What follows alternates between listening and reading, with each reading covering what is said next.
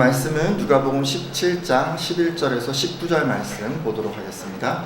여러분 가지고 계신 신약 성경 누가복음 17장 11절부터 보도록 하겠습니다. 오늘 제목 여러분은 어떤 믿음을 가지고 계십니까? 라고 하는 그런 제목으로 오늘 믿음에 대한 이야기를 좀 하도록 하겠습니다. 예수님 당시에는요, 그 나병이라고 하는 그 병이 있었어요. 이게 이제 불치의 병인데, 그 병에 걸린 한 사람이 있었습니다. 이 사람은 그 병이 지닌 전염성 때문에 살아가는 가족들로부터 떠나 있어야 했습니다.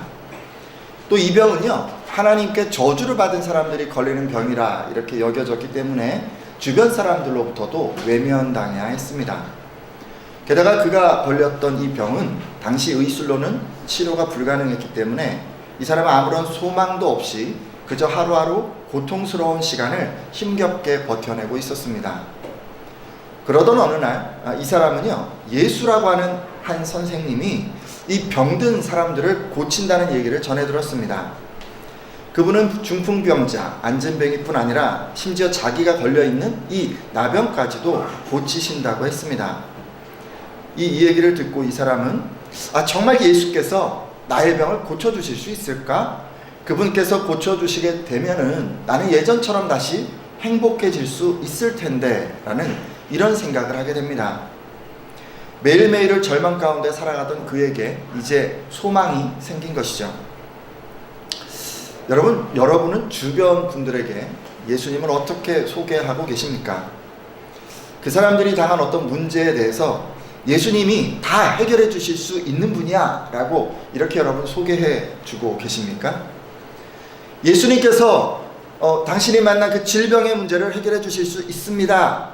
예수님께서 여러분이 해결하지 못하는 그 얽히고 설킨 그 관계의 문제를 해결해 주실 수 있습니다 라고 여러분 그렇게 전해주고 계십니까? 성도 여러분, 우리가요 예수님을 전할 때 그냥 예수님을 믿고 하나님 나라 가셔야 합니다, 그래서 예수님 믿으세요 라고 이렇게 전하는데요, 그렇게 전하시지만 말고 오늘 이 나병 환자가 들었던 것처럼 그의 문제 가운데 하나님께서 들어오셔서 그의 질병의 문제까지도, 그가 당한 어떤 문제까지도 해결해 주실 수 있다라고 전해 주셔야 그 사람 마음 가운데 소망이 생겨나는 것입니다. 여러분, 그분들이 어떤 문제를 만났던지 예수님께서 해결해 주실 수 있다라고 여러분 전해 주십시오. 이제 추석 명절이 되면요, 여러분 가족들을 만나고 그 가족들 안에서 어떤 문제, 어떤 어려움 이런 얘기를 전해 드릴 텐데, 여러분 그럴 때요, 여러분 이렇게 전해 주십시오. 당신이 지금 만난 그 문제 예수님이 해결해 주실 수 있습니다 라고 이렇게 말이죠. 자, 여러분 이렇게 그러던 어느 날 이 나병 환자가 온 유대를 돌면서 병자를 고치시던 그 예수와 제자들이 그가 사는 동네 근처를 지나간다라는 그런 소식을 전해 듣게 됩니다. 예수님을 만나면 다시 회복할 수 있을 것이라는 생각에 함께 생활하고 있던 이 나병 환자들에게 이제 만나러 갑시다 라고 이렇게 사람들에게 이야기하기 시작을 합니다. 여러분 생각해 보세요. 이 나병이 어떤 병이에요? 당시 이 병은 사람들 앞에 나타나지 못할 정도로 깊이 되던 어떤 그런 병이었어요. 이런 병에 걸렸다는 걸 사람들 앞에서 드러내는 것은 정말 대단한 용기가 필요했습니다. 게다가 이 사람들은 예수가 그 동네를 지나간다는 그런 얘기를 듣고도 예수라는 사람이 정말 내 병을 고칠 수 있을까? 괜히 병도 못 고치는데 많은 사람들 앞에 내가 이 나병에 걸렸다는 것만 알려져서 창피를 당하는 건 아닐까라는 이런 생각을 떨쳐버릴 수 없었습니다. 그래서 여러분, 그 많은 나병 환자들 가운데 단 10명의 사람들만 예수를 뵈러 가기로 결심합니다. 이 사람들은 예수께서 자신의 문제를 해결해 주실 수 있다는 것을 믿고 있었던 것입니다. 드디어 예수님께서 그 마을을 지나가는 날이 되었습니다. 10명의 이 나병 환자들은 예수님의 일행이 오시는 길목에 아침 일찍부터 나와서 목을 빼고 이렇게 기다립니다. 마침내 저기 먼 곳에서 그분께서 제자들과 함께 이렇게 걸어오는 것이 보입니다. 몇몇 제자들은 연신 예수님 주변에서 그분이 가는 길을 막 인도하고 있고 그 뒤로 엄청나게 많은 사람들이 쫓아오고 있었습니다. 여러분, 그런 광경을 보고도 나병 환자들은 이 예수님 곁에 가까이 갈 수가 없었습니다. 이 사람들은 요즘 그 전염병 있잖아요. 이 주변 사람들에게 옮길 수 있는 그런 질병들, 그런 병에 걸린 사람으로 여겨졌기 때문에 사람들 곁에 가면 안 되기 때문에 그래서 이 사람들은 예수님 곁에 갈 수가 없었어요. 그래서요, 이 사람들은 멀리 떨어져서 예수님을 향해서 한번 외치기로 이렇게 이야기를 합니다. 근데 문제가 있어요. 사람들이 지금 둘러싸여서 막 분주하게 가고 있는 그 예수님께서 듣지 못하시지는 않을까 해서 이들은 큰 소리로 함께 외치기로 약속을 합니다. 그리고 예수님께서 지나가실 때, 그러니까 제일 가까이 지나갈 때쯤 돼서 이들은 서로 목소리를 모아서 큰 소리로 예수님께 외쳤습니다. 여러분, 이들이 뭐라고 외쳤을까요? 말씀을 통해 확인해 보도록 하겠습니다.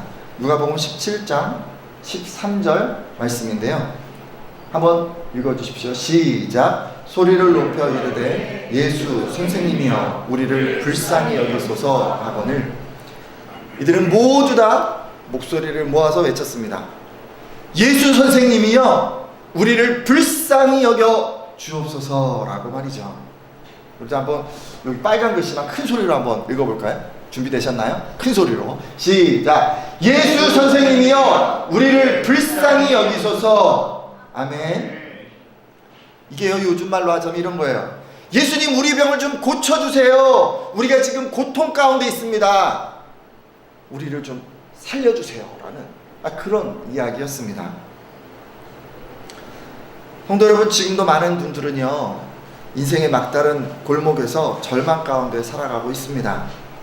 어떤 분은 질병으로 인해서 그런 분들이 있고요, 어떤 분은 경제적인 어려움을 만나서 그런 분들도 있고, 어떤 분들은 자녀들 때문에, 또 어떤 분들은 진학과 취업과 결혼과 같은 이런 인생의 여러 가지 문제들 때문에 어려움을 겪고 있는 분들이 있어요. 막다른 길을 만나서 어디로 가야 할지 몰라서 그저 철썩 주저앉아 있는 그런 분들이 있어요. 오늘 함께한 예배자들은요, 그런 상황을 만날 때 주저앉아 있지 말고 또 다른 곳 자꾸 기웃거리지 말고 예수님께서 내 문제를 해결해 주실 수 있어 라고 생각하고 예수님께로 다 나오시기를 바랍니다. 여러분, 그러면요, 때로 여러분 창피를 좀 무릅써야 할 수 있어요. 왜냐하면 여러분, 예수님 앞에 또 사람들 앞에 숨기고 싶은 내 내면의 문제, 내 어떤 인생의 문제를 드러내야 하기 때문에 그렇습니다. 여러분, 주위를 돌아보면요, 인스타그램이나 페이스북 같은데 그냥 다들 행복하고 즐겁게 사는 이런 이야기들 뿐인데, 나 혼자 내 안에 어떤 심각한 문제를 들춰내고 그것들을 해결하려고 막 안간힘을 쓰는 이런 모습은 어쩌면 속상한 일이고 정말 숨기고 싶은 그런 일일 수도 있습니다. 하지만 성도 여러분, 우리가요, 당면한 문제를 해결받기 위해서 꼭 해야 하는 가장 중요한 일은 그 문제를 예수님 앞에 드러내야 한다는 것입니다. 그리고 여러분, 예수님께로 나오는 것은요, 때로 용기가 필요할 수도 있습니다. 왜냐하면 대부분의 사람들은 자기 문제를 갖고 예수님께로 나오지 않기 때문이죠. 오늘 말씀에 의하면 질병의 문제가 있었는데도 지금 예수님께로 그 문제를 가지고 온 사람은 단 10명 뿐이었습니다. 네, 여러분, 그렇게도 적은 사람이 가는 길을 가야 하기 때문에 우리에게 용기가 필요한 것입니다. 하지만 그럼에도 여러분, 우리가 당면한 그 문제들을 해결하기 위해선 우리는 반드시 예수님께 나아가야 합니다. 오늘 함께한 예배자들은요, 해결할 수 없는 문제를 만났을 때 창피하다고 외면하거나 또 용기를 내지 못해서 포기하지 말고 꼭 예수께로 나와서 예수님, 나를 불쌍히 여겨 주옵소서 라고 이렇게 기도하는 분들이 다 되시기를 예수님의 이름으로 부탁드립니다. 자, 이렇게요, 여러분, 예수님을 만나게 된 10명의 나병 환자들, 오직 예수님만 그들의 문제를 해결해 주실 수 있다는 그런 믿음으로 지금 창피를 무릅쓰고 큰 소리를 질렀습니다. 그들의 그 소리를 들으시고 예수님께서는 어떻게 하셨을까요? 함께 말씀을 통해서 확인해 보도록 하겠습니다. 누가복음 17장 14절 상반절만 보도록 할 텐데요. 제가 읽겠습니다. 보시고 이르시되 가서 제사장들에게 너희 몸을 보이라 하셨더니 아멘. 여러분 지금요 예수님 멀리 떨어져 있잖아요, 그죠? 근데 이제 먼 곳에 있는 이 예수님께서 지금 그들을 위해서 뭐 특별히 한 게 아무것도 없는 것 같아요. 근데 멀리 떨어져서 그냥 소리 지르는 사람들에게 그저 말로만 이렇게 얘기하신 거예요. 제사장에게 가서 너희 몸을 보여주렴, 이렇게 말이죠. 여러분 나병 환자가 제사장에게 가서 자기 몸을 다 보여주는 이런 행동은 그들의 병이 다 치료된 후에 해야 하는 어떤 절차였습니다. 이것은 그들의 나병이 완전히 깨끗게 되었음을 제사장에게 검증받기 위한 것이었습니다. 근데 여러분 낫지도 않았잖아요. 지금 병이 걸려 있는데 그런데도 그들에게 이것을 행하라고 명령하신 것입니다. 근데 여러분 예전에 예수님이 병자들 만나면 어떻게 하셨죠? 그냥 바로 고쳐주시지 않았었나요? 귀신 들린 사람은 예수님이 말씀만 하면 바로 고침을 받았고, 귀 먹고 말 더듬는 사람도 귀와 혀에 그 손을 딱 대기만 하면 바로 고침을 받았습니다. 심지어 죽었던 나사로도요, 나사로야 나오라 라고 말씀하셨고 그 즉시로 죽었던 나사로가 살아났습니다. 근데 여러분 예수님은요 이렇게 그 자리에서 바로 문제를 해결해 주셨었는데, 여러분 하지만요 지금 보면 예수님의 응답은 꼭 그런 것만 있는 건 아닌 것 같아요. 때로 아무 일도 일어나지 않았는데 앞으로 회복될 것을 믿고 순종하라라고 하실 때가 있습니다. 예를 들어 여러분이요 어떤 문제가 있어요. 너무 힘든 문제를 만났어요. 해결할 수 없는 문제를 만났어요. 그래서 부르짖고 도와주세요라고 그렇게 기도하고 있는데 아무런 변화가 일어나지 않는 거예요. 근데 그저 이런 말씀만 하는 것입니다. 내 문제가 해결될 것이다. 내 질병이 나을 것이다. 내 사업이 다시 일어나게 될 것이다. 내가 직면한 그 문제가 모두 다 해결이 될 것이다 라고 이렇게 말씀하는 겁니다. 근데 지금 예수님께서요 자기를 찾아온 이 10명의 이 나병 환자에게 지금 그렇게 하신 거예요.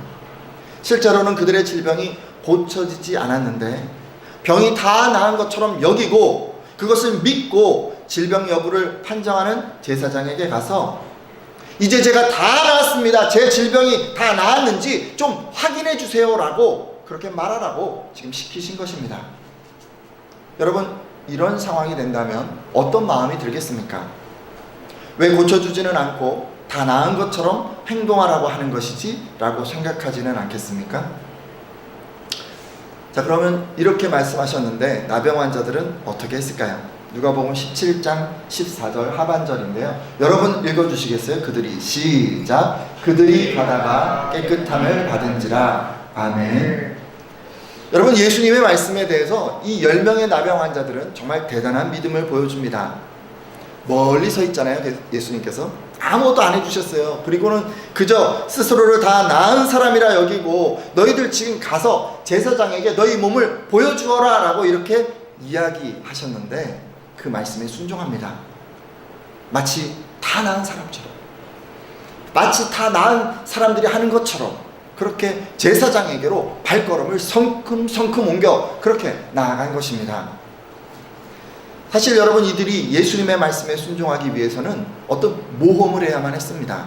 만일 가는 도중이요 병이 낫지 않으면 이들은 생명의 위협을 받을 수도 있었어요. 그 당시는 나병 환자가 사람들이 지나는 그런 길을 마구 돌아다닐 경우에 사람들이 던진 돌에 맞아서 죽을 수도 있었기 때문입니다. 또 여러분 생각해 보세요. 제사장한테 찾아갔어요. 그래서 다 나았는지 확인해 주세요라고 딱 옷을 열었는데 안 나은 거예요. 그럼 어떻게 되겠어요? 얼마나 창피하겠어요. 자기 몸을 다 보여준 것도 창피한데 낫지 않은 그 상황이 얼마나 창피하겠어요. 하지만 여러분 이런 위험이 그들 앞에 놓여 있었음에도, 마음속에 드는 의심과 염려가 있었음에도 이들은요 하나님께 순종했습니다. 이 예수님의 말씀에 순종했어요. 그런데 이들이 순종하자 신기한 일이 일어났습니다. 그들의 발걸음을 옮기는 도중에 조금씩 병이 낫기 시작한 것입니다. 그들은요 걸음을 옮기면서 자기 몸에 상처가 낫는 것을 느낄 수 있었습니다. 조금 전만 해도 진물이 나고 딱지가 앉아있던 그 손과 발에 점점 치유되는 것을 경험한 것입니다. 이들의 몸에 새살이 돋기 시작한 거예요. 할렐루야. 아멘. 말씀에 순종하는 동안 지금 이 10명의 나병 환자는 모두 나음을 입은 것입니다. 제가 앞서 말씀드렸듯이 예수님의 응답은요, 즉각적인 것만 있는 것은 아닌 것 같아요. 때로 이렇게 말씀을 믿고 또 순종하는 동안에 응답을 받는 경우도 있는 것 같습니다. 저는 여러분들이 예수님으로부터 이런 응답을 받을 때 불평하거나 원망하지 않기를 바랍니다.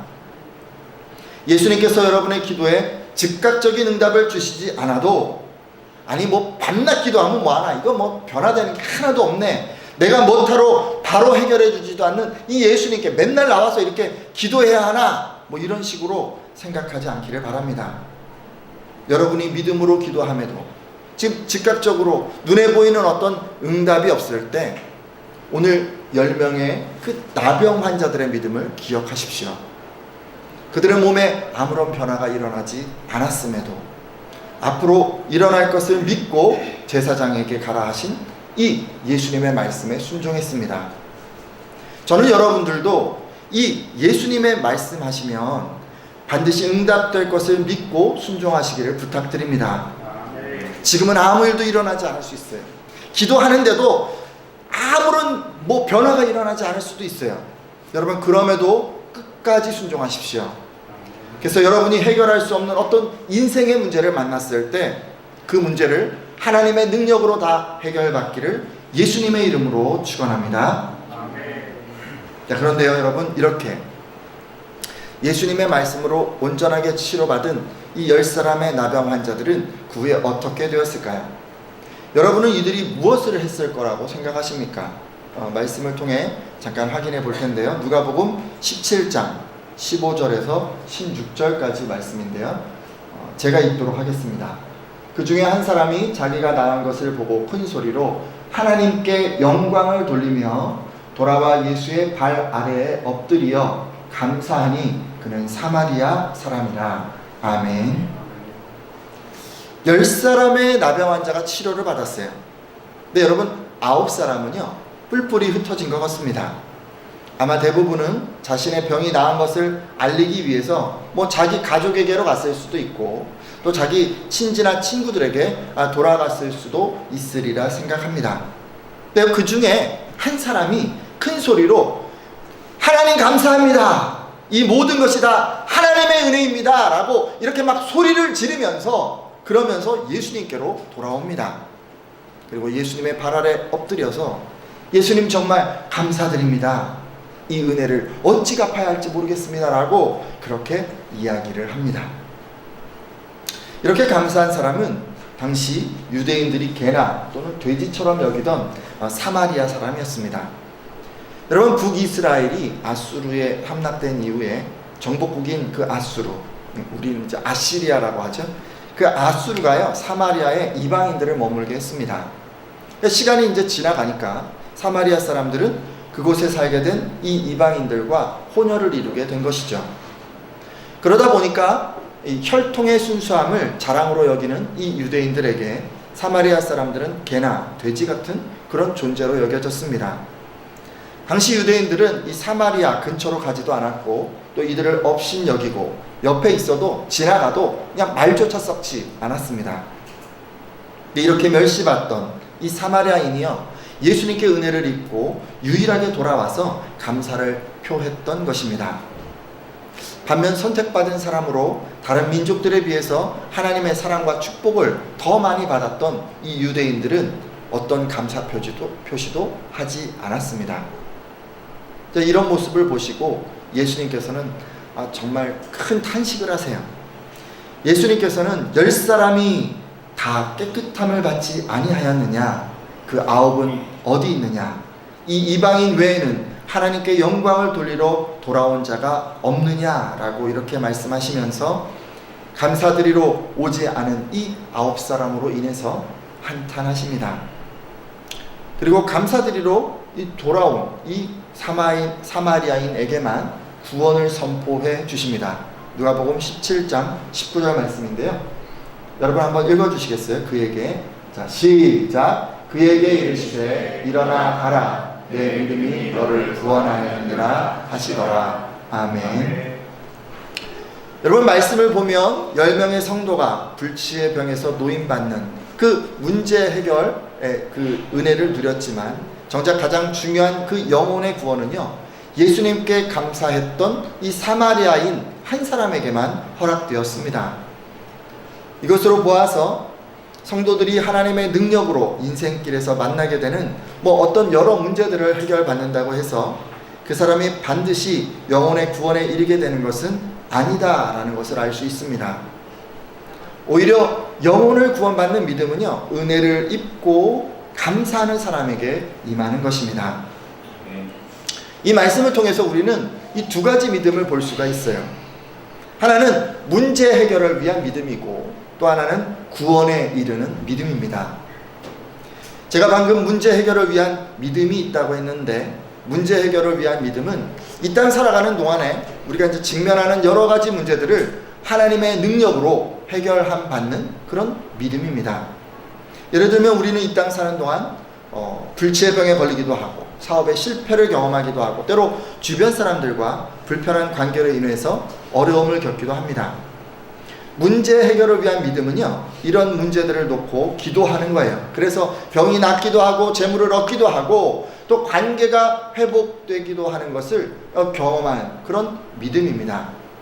저는 오늘 함께한 예배자들에게 이런 믿음이 있기를 바랍니다.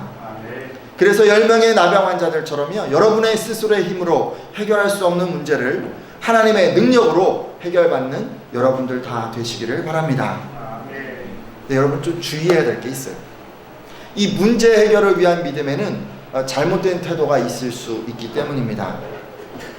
여러분, 첫 번째, 이 문제 해결을 위한 믿음의 좀 잘못된 태도는요, 영적인 구원으로 이것이 연결된다라고 생각하는 것입니다.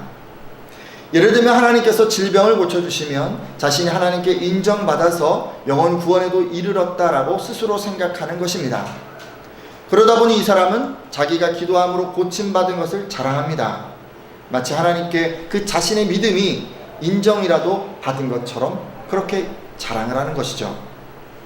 그러다 보면 교만하게 될 수도 있어요. 여러분, 근데 이런 식으로 생각하면 곤란합니다. 앞서 말씀드렸듯이 문제 해결을 받은 것, 이것이 영혼 구원을 보장하지는 않기 때문입니다. 두 번째 잘못된 태도가 있는데, 이것은 문제 해결을 위한 그 믿음만을 위해서, 그것을 위해서 신앙생활을 하는 그런 태도입니다. 이런 분들은 자기 문제를요, 하나님의 능력으로 해결하기 위해서 신앙생활을 합니다. 그러니까 예를 들면 자녀가 진학하고 취업하고 결혼하고 이런 문제를 해결하기 위해서 교회 열심히 출석하고 봉사하고 기도하는 분들이 있으실 수 있다는 것입니다. 그럼 어떻게 되겠어요? 자기 문제가 다 해결되면 어떡하겠어요? 그럼 기도 생활이 뜸해질 수도 있고 예배가 빠지게 될 수도 있고. 여러분, 이분들이 이렇게 될 수 있는 이유는요, 문제 해결을 다 받았기 때문에 더 이상 하나님의 도움이 필요하지 않기 때문입니다. 하지만 여러분, 이런 문제 해결의 믿음을 갖게 되면요, 영혼 구원을 받지 못할 수도 있어요. 삶 속에서 기적을 체험하고 능력을 경험할 수 있을지는 몰라도, 그리고 수많은 기도 응답을 받았을지는 몰라도 궁극적인 영혼 구원에는 이를 수 없게 됩니다. 자, 그렇다면 여러분, 우리가 정말 영혼 구원을 받기 위해서는 어떤 믿음을 가져야 할까요? 이 믿음은요, 그 믿음을 가졌던, 그 문제 해결을 위한 믿음을 가졌던 10명 가운데 오직 한 사람만 가졌던 믿음입니다. 첫째, 이 사람은요, 하나님께 큰 소리로 영광을 돌렸습니다. 여러분, 큰 소리로 영광을 돌렸다는 것은요, 찬송을 큰 목소리로 불렀다라는 그런 이야기가 아닙니다. 이 말씀은요, 주변 사람들이 다 들을 수 있게 자기에게 지금 하나님께서 행하신 일을 다 이야기했다, 선포했다, 자랑했다, 이런 이야기입니다. 여러분, 어떠십니까? 여러분이 지금 해결하지 못하는 문제를 놓고 막 기도한 거예요. 여러분, 막 하나님께 매달린 거예요. 그래서 하나님께서 그 문제를 해결해 주셨어요. 그럼 여러분 어떻게 하십니까? 마음속에 잘 묻어 놓습니까? 덮어 놓으십니까? 여러분, 그러시면 안 됩니다. 그러라고 하나님께서 여러분에게 응답해 주신 게 아니에요.